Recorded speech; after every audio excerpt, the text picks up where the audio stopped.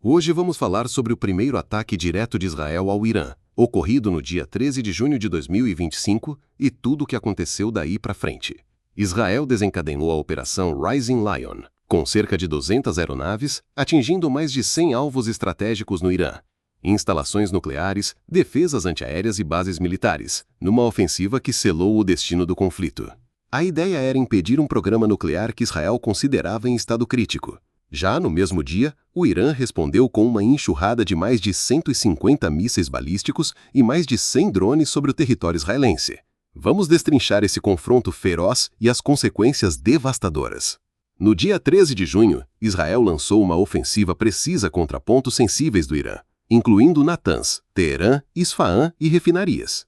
A ação, batizada de Rising Lion, envolveu jatos stealth F-35I, F-16, F-15 e bombas guiadas como JDAMs, eficiência máxima e baixíssimo custo. Foram mortos ao menos 3 altos comandantes do IRGC, Hossein Salami, Mohammad Bagheri e Gholam Ali Rashid, além de cientistas nucleares.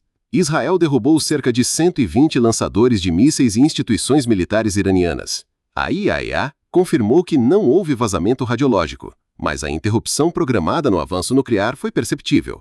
Logo após o ataque, o Irã deu início à retaliação conhecida como Operação Verdadeira Promessa 3, lançando mais de 150 mísseis balísticos e pelo menos 100 drones contra cidades como Tel Aviv, Haifa e arredores.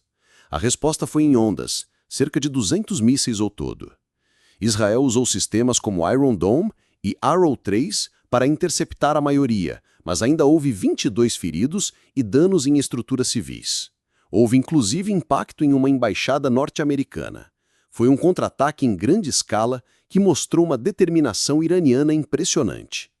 Irã divulgou um balanço trágico: 224 mortos e mais de 1.200 feridos, incluindo civis, militares e profissionais de saúde. Entre os mortos estavam líderes militares, cientistas nucleares e operadores das defesas aéreas. Houve também destruição de instalações de energia, hospitais e complexos residenciais. Médicos tiveram folgas canceladas e foram mantidos em ação contínua. A explosão política no Irã foi interna.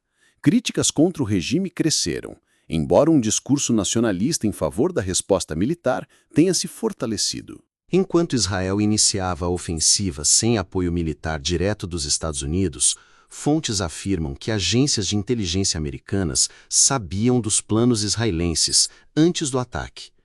O governo Trump posicionou navios de guerra, um destroyer no Mediterrâneo, em um grupo de porta-aviões do Mar da Arábia e autorizou apoio às defesas aéreas israelenses. Washington, porém, reafirmou que não participou dos ataques ofensivos e insistiu que o envolvimento é defensivo, protegendo bases e cidadãos. Trump chegou a exigir rendição incondicional do Irã, mas evitou ação letal contra líderes iranianos. Essa escalada criou repercussões imediatas. Preços do petróleo subiram mais de 6-7%, áreas comerciais Taiwan e Strait, o espaço aéreo entre o Oriente Médio e Europa foi restringido, países aliados como Reino Unido e França reforçaram bases e o Reino Unido também apoiou defesas aéreas israelenses.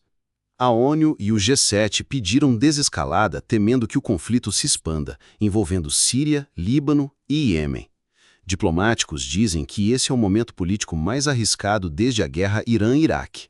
Este vídeo esmiuçou o ataque inicial de Israel, a retaliação drástica do Irã, as consequências trágicas para civis e militares e o papel estratégico do ZUA, com presença naval e proteção aérea. Agora, queremos ouvir de vocês.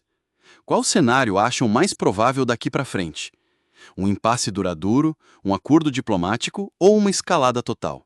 Comente abaixo. E se você quer vídeos explicativos como este, deixe seu like, inscreva-se e ative o sininho. Nos vemos no próximo vídeo factual. Trazemos sempre apuração, clareza e sem opinião pessoal.